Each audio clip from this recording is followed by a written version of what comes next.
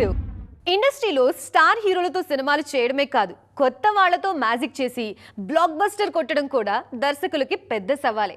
ఒకప్పుడు తమ సినిమాలతో ఇండస్ట్రీ హిట్స్ అందుకున్న క్లాసిక్ డైరెక్టర్స్ ఇప్పుడు మళ్ళీ అదే ఫార్ములాని నమ్ముకుంటున్నారు. వరుస ఫ్లాప్లతో కాస్త వెనకబడ్డ టాలీవుడ్ స్టార్ మేకర్స్ ఇప్పుడు బౌన్స్ బ్యాక్ అయ్యేందుకు కొత్త వారితో ప్రయోగాలు చేస్తున్నారు. మరి తమ పాత గ్లోరీని తిరిగి తెచ్చుకునేందుకు ప్రయత్నిస్తున్న ఆ డైరెక్టర్స్ ఎవరు?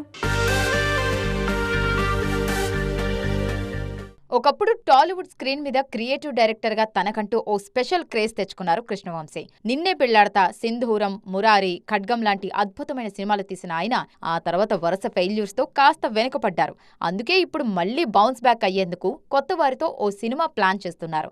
మరోసారి డేంజర్ లాంటి ప్రయోగం చేసే ప్లాన్ లో ఉన్నారు. గమ్యం, వేదం లాంటి సినిమాలతో కమర్షియల్ సక్సెస్ లతో పాటు విమర్శకుల ప్రశంసలు అందుకున్నారు డైరెక్టర్ క్రిష్.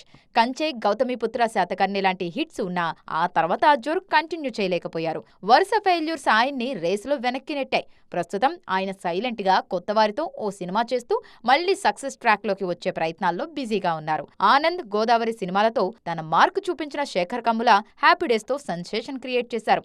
ఆ తర్వాత లీడర్, ఫిదా, లవ్ స్టోరీ లాంటి సక్సెస్లు వచ్చినా ఇప్పుడు మరోసారి పాత జ్ఞాపకాలను తట్టిలేపేలా ఆ హ్యాపీ డేస్ లాంటి వైబ్ తీసుకొచ్చేందుకు కొత్త వారితో ఓ క్రేజీ మూవీ ప్లాన్ చేస్తున్నారు. బొమ్మరిల్లు సినిమాతో తెలుగు ప్రేక్షకులకు ఓ సరికొత్త ట్రెండ్ పరిచయం చేశారు డైరెక్టర్ భాస్కర్. పరుగు లాంటి ఫీల్ గుడ్ సక్సెస్ ఉన్నా ఆ తర్వాత ఆరెంజ్, ఒంగోలు గిత్త లాంటి ఫెయిల్యూర్స్ తో వెనుకపడ్డారు.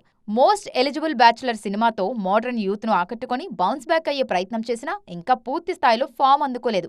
అందుకే ఆయన కూడా తన పాత మ్యాజిక్ రిపీట్ చేసే ప్రయత్నాల్లో ఉన్నారు. ఇలా ఒక్కప్పటి క్లాసిక్ డైరెక్టర్స్ అంతా మళ్లీ కొత్త వాళ్లతో సక్సెస్ ట్రాక్ ఎక్కాలని చూస్తున్నారు. మరి వీళ్ల కమ్బ్యాక్ ప్లాన్స్ ఏ రేంజ్ లో వర్కౌట్ అవుతాయో చూడాలి.